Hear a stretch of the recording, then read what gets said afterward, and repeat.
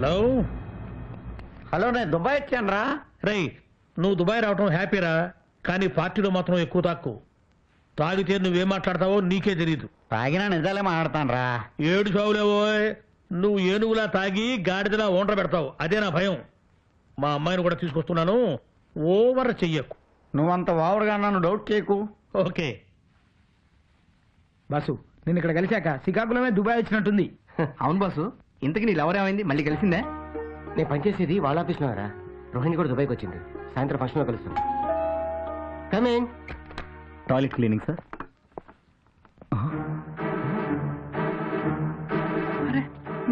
రంగాచారి, సోంబాబు. రంగాచారి, నువ్వెక్కడా? ఏంటిది? కర్మ. దుర్గగుళ్ళో ఈ చేతులతో అమ్మవారి ప్రసాదం పూజా కుంకుమ అమ్మేవాణ్ణి. అదే జీతానికి ఇక్కడ పాకీదుర్లు కడుగుతున్నాను. ఎలా జరిగింది? ఎలా?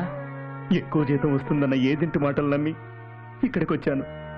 అమ్మవారి గుళ్ళో ఉద్యోగం అని ఇక్కడికి వచ్చినందుకు తగిన శాస్త్రే జరిగింది. ఈ విషయం ఊళ్ళో ఎవరికీ చెప్పొద్దు ప్లీజ్. బాధపడుతూ ఎందుకు ఇక్కడ? ఇండియాకి వచ్చి. అదే ఎలా రావాలో తెలియడం లేదు. బాధపడకు, నేను ఇండియాకి నేను తీసుకెళ్తాను.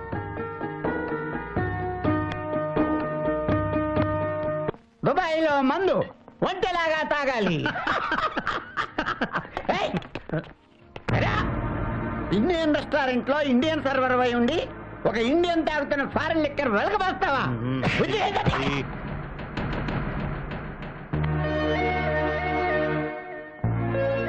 మిస్టర్, నిన్నే ఏంటి ఆ లుక్? ఆ లుక్కే, ఆ లుక్ లో నీ ఒపీనియన్ ఏంటి నా మీద? చెప్పే. ఇంతమందిలో చెప్తే బాగోదులేండి. ఎంతమందిలోనూ చెప్పాల్సిందే. నేను రాను. అతను నాకు చాలా నీచంగా చూశాడు. ఆ చూపుకు అర్థం ఏంటో చెప్పి తీరాల్సిందే. మీరే చెప్పారుగా. అంటే నేను నీచున్నా?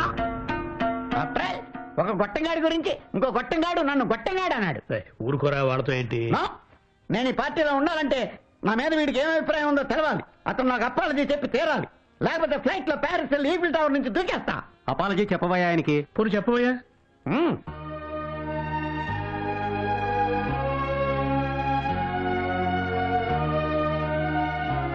అందరూ మహామహులు, అందరికీ నమస్కారం. సార్, నేను చేయని తప్పుకి నన్ను అపాలజీ చెప్పమన్నారు. ఏమని చెప్పండి సార్? ఓ సర్వర్ కుర్రాడిని మైకోలో చంప మీద కొడితే అతను లేవదీశాను. అదే చేసిన తప్పు. పెద్దోళ్ళంతా నాదే తప్పు అంటున్నారు. తప్పకుండా అపాలజీ చెప్తాను సార్. రెస్పెక్టెడ్ సార్, మీరందరూ మేధావులు, విద్యావంతులు, ఇండియాలో పుట్టి ఇండియాలో పెరిగి ఇంటర్నేషనల్గా ఎదిగినోళ్ళు. మీ పిల్లలు ఫారెన్ వెళతారు, ఫారెన్లో చదువుతారు, అక్కడ ఉద్యోగాలు స్థిరపడతారు. వాళ్ళకు మీరు వెనక నుండి గైడ్ చేస్తారు. అక్కడ వాళ్ళకి ఏ ప్రాబ్లం వచ్చినా మీ డబ్బుతో పలుకుబడితో సాల్వ్ చేస్తారు. ఇక్కడికి వచ్చే కుర్రాళ్ళు ఇండియాలో చదువు లేక, పనులు లేక, తిండి లేక, ఇల్లు గడవక, బతు తెరువు కోసం అప్పులు చేసి దగాపడి ఇక్కడికి వస్తారు. నా అనేవాళ్ళు లేక, ఈ వాతావరణం పడక, ఎండకి ఎండిపోతూ చచ్చిపోతూ బతుకుతుంటారు సార్. అలాంటి వాణ్ణి, మీ దేశం కుర్రాన్ని, మీ బిడ్డ లాంటి వాణ్ణి ఆయన తాగి కొట్టాడు సార్. దీనికి మీరందరూ కలిసి ఆయనకి అపాలజీ చెప్పన్నారు. ఓకే, నేను చేయని తప్పుకి అపాలజీ చెప్తాను. కానీ ఆయన చేసిన తప్పుని ఆయన దిద్దుకుంటారండి. ఎలా దిద్దుకోవాలో నేను చెప్తాను. ఇండియాలో ఇలాంటి వాళ్ళకి ఉద్యోగాలు ఇస్తే ఇక్కడికి వచ్చి బాధపడక్కర్లేదు సార్. చాలా మంది బిజినెస్ మ్యాగ్నెట్స్ ఫారెన్ టూర్ వెళ్తూ వాళ్ళ సరదాల కోసం లక్షలు లక్షలు ఇచ్చి అమ్మాయిని తీసుకెళ్తారు. 15,000తో వాళ్ళు ఇండియాకి తీసుకెళ్లొచ్చు. వీసాలు చెల్లక, పాస్పోర్ట్లు లేక నానా బాధలు పడుతున్న ఆ కుర్రవాళ్ళని వాళ్ళ అమ్మా నాన్న దగ్గరికి తీసుకెళ్ళండి సార్.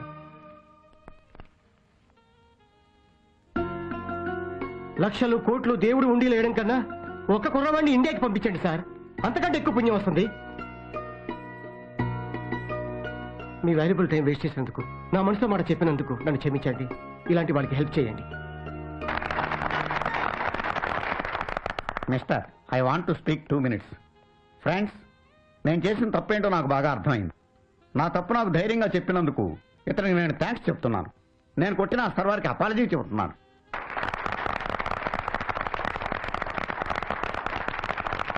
ఇతను చెప్పింది కరెక్ట్. నేను 10 మంది కుర్రాళ్ళని ఇండియా పంపడానికి 2 లక్షలు డొనేట్ చేస్తున్నాను. నేను 1 లక్ష డొనేట్ చేస్తున్నాను. నేను 1 lakh ఇస్తాను. నేను 3 లక్షలు. Thank you sir.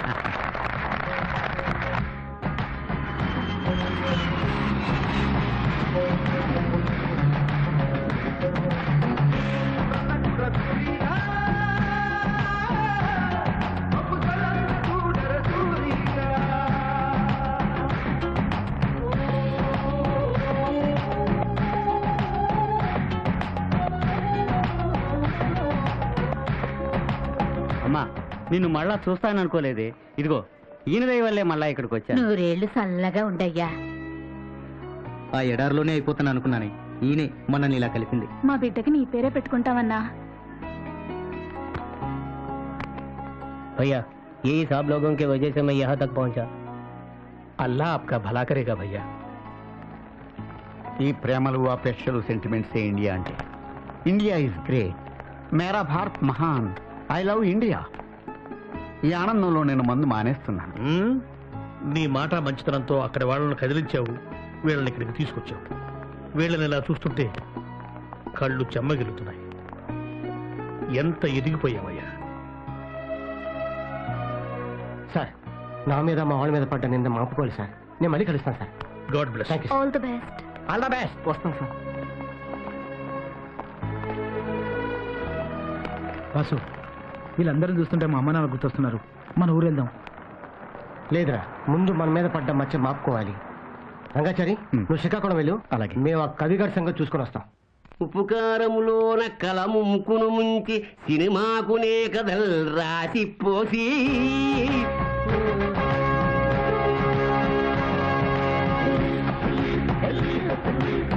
సోమబాబు, నువ్వు ఇక్కడికి?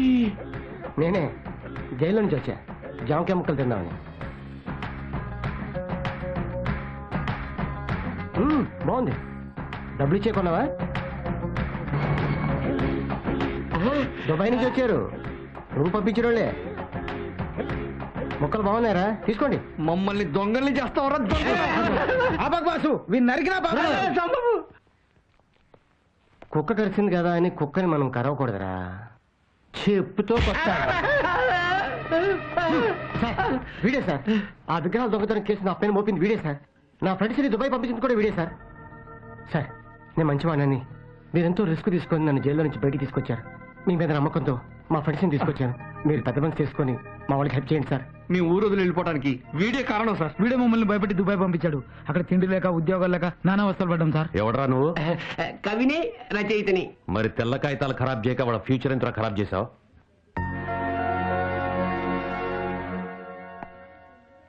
ఆ విగ్రహాలు ఎక్కడా? నాకు తెలియదు. నీకు తెలుసని నాకు తెలుసు. ఆ విగ్రహాల దొంగతనం ఎలా జరిగిందో వర్ణించి చెప్పాలి, లేకపోతే నా టార్చర్ వర్ణనాతీతం. ఏదో కవిత్వం రాసుకునేవాడిని, నన్ను వదిలేయండి. కవివనే డౌట్ రా. చాలా మంది క్రిమినల్స్ కవిత్వం రాస్తూ ఉంటారు. టైం వేస్ట్ చేయకుండా అసలు విషయం చెప్పు, లేకపోతే నువ్వు రాసిన పుస్తకాలనే చితిగా పేర్చి నీ చేత్తో నీ తల కొరువు పెట్టిస్తా. సార్, మా ఊళ్ళో మట్టయ్య సంజీవయ్య అనే వాళ్ళు ఇతని ఆస్తి కాజేయడానికి ఈ దొంగతనం చేయించారు. వాళ్ళకి సాయం చేసినందుకు నా కవిత్వం ప్రింట్ చేశారు. నీ వెధవ కవిత్వం ప్రింట్ చేయడం కోసం ఇంత వెధవ పని చేస్తావా? సరే, అక్కడికే వెళ్దాం పద. సోమబాబు, సార్. నువ్వు కూడా పద. ఎవర్రా? ఆ టీవీ సౌండ్ తగ్గించండి, పోలీసు హారన్లు గోల ఎక్కువైపోయింది. టీవీలో పోలీస్ హార్న్ కాదు బావా, నిజంగానే పోలీసులు వస్తున్నారు చూడు. మట్టయ్య సంజీవయ్య ఆ విగ్రహాలు ఎక్కడ చేర్చారు? విగ్రహాలేమిటి? చెప్పిందే చెప్పటం, విన్నదే వినటం విసుగు నాకు. ఏమయ్య కవి, చెప్పు. విషయం తెలిసిపోయింది, విగ్రహాలు ఇచ్చేయండి. ఏమయ్యా, నువ్వు దేని గురించి చెప్తున్నావు? వాళ్ళు ఎందుకు వచ్చారు? రాయ్, తన్నిని చోటే తనటం, తప్పు చేసిన పట్టుకోవటం నాకు అలవాటేరా. ఆ విగ్రహాలు ఎవరికైనా నమ్మితే చెప్పండి, లేదా ఎక్కడైనా దాస్తే తెచ్చివ్వండి. నువ్వేం చెప్తున్నావో మాకు అర్థం కావడం లేదు. స్టేషన్కి తీసుకెళ్లి మక్కలెరగదీస్తే చెప్తారా? అన్యాయంగా ఈ కుర్రని జైలుకి పంపించారు, వాళ్ళు దుబాయ్లు కష్టపడేట్టు చేశారు. ఇదిగో 1 minute టైం వేస్తున్నాను, ఆలోచించుకోండి. మర్యాదగా తప్పొప్పుకున్నారా? సరే సరే, లేకపోతే ఇద్దరు ఎన్కౌంటర్ అయిపోతారు. ఏకలతో పోయేదానికి పేకల దాకా తెచ్చుకోకండి. ఒప్పుకోకపోతే చిప్పకూడే. మీ మాట విని నేను నాశనం అయ్యాను, నా మాట విని మీరన్నా బాగుపడండి. తప్పు మాదే, విగ్రహాలు తెప్పిస్తాం. Very good. చూడండి, ఊళ్ళో కుర్రాళ్ళు గాలికి తిరుగుతుంటే ఊరి పెద్దలుగా వాళ్ళని మందలించండి, మారమని చెప్పండి. అంతేగాని ఉచ్చులేసి ఉరిశిక్ష పడేలా చేయకండి. మీలాంటి పెద్దల వల్లే ఇలాంటి కుర్రవాళ్ళు జైల్లో మగ్గుతున్నారు. జైలుకి వెళ్తున్నారుగా, మీకే తెలుస్తుంది. అరెస్ట్ చేయండి. కమాన్.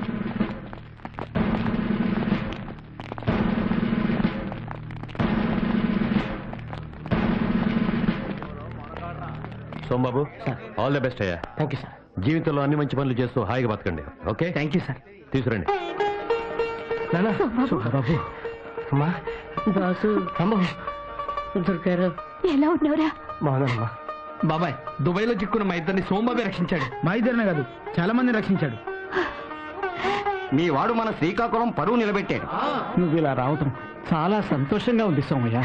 ఆ విగ్రహాలు వచ్చాక ఊరేగిస్తూ మళ్ళీ మీరే గుళ్ళో పెట్టాలి. అట్టగే నానా.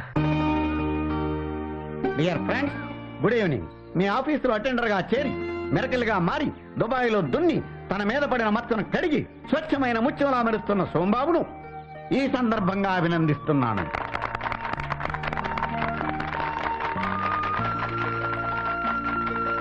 డియర్ ఫ్రెండ్స్, అందుకే ఈ గెట్ టుగెదర్ ఏర్పాటు చేశాను. ఒకప్పుడు సోంబేరిగా ముద్రపడ్డ సోంబాబు ఇప్పుడు స్నేహితులకు సహాయకారి, ఊరికి ఉపకారి. చూడండి, చదువుకోవడానికి బతికించేవాడిని, ఉద్యోగం లేక ఊరికే కూర్చునేవాడిని సోంబేరి అంటాం. కానీ అసలు సోంబేరి ఎవరో తెలుసా? తెలీదు సార్. ఎలక్షన్ రోజున ఓటు వేయడానికి సెలవిస్తే పేకాడుతూ ఓటేని వాడు సోంబేరి. ఎమ్మెల్యే ప్రజల గురించి పట్టించుకోని వాడు సోంబేరి. అసెంబ్లీలో సెషన్స్ జరుగుతుంటే నిద్రపోయేవాడు సోంబేరి. ఆర్టీసీ రైల్వే టికెట్ కౌంటర్స్ లో నత్తగుల్లలాగా తాబేలులాగా టికెట్లు ఇచ్చేవాడు సోంబేరి. ఆఫీసు 10 గంటలకైతే రోజు 11:30 గంటలకు వచ్చేవాడు సోంబేరి. ఫైల్లో తలపెట్టుకుని నిద్రపోయేవాడు సోంబేరి. సంపాదనలో కూరుకుపోయి సంతానానికి సభ్యత సంస్కారాలు నేర్పని తండ్రి సోంబేరి. వృద్ధాశ్రమంలో చేర్చిన తల్లిదండ్రులను నెలకొకసారి కూడా చూడని కొడుకు సోంబేరి. ఇప్పుడు మీరు అలాంటి వాళ్ళు ఆలోచించుకోండి ఒక్కసారి. బై ది బై, మా అమ్మాయికి చికాగోలో ఉన్న కుర్రాడితో పెళ్లి సీట్లు అయింది. రేపు 12వ తారీఖు పెళ్లి. మీరంతా రావాలి. ఫస్ట్ వెడ్డింగ్ కార్డ్ ఈనాటి గెస్ట్ సోంబాబుకి ఇస్తున్నాను. Sombabu, thank you sir.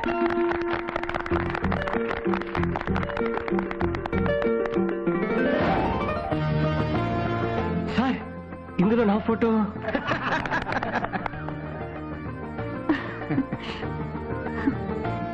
నీ ఫోటో ఏనయ్యా? మా అమ్మాయి మనసులో ఏముందో తెలుసుకుని కూడా కామ్గా ఉండటానికి నేనేమన్నా నీలాగా సోంబేరిని అనుకున్నావా?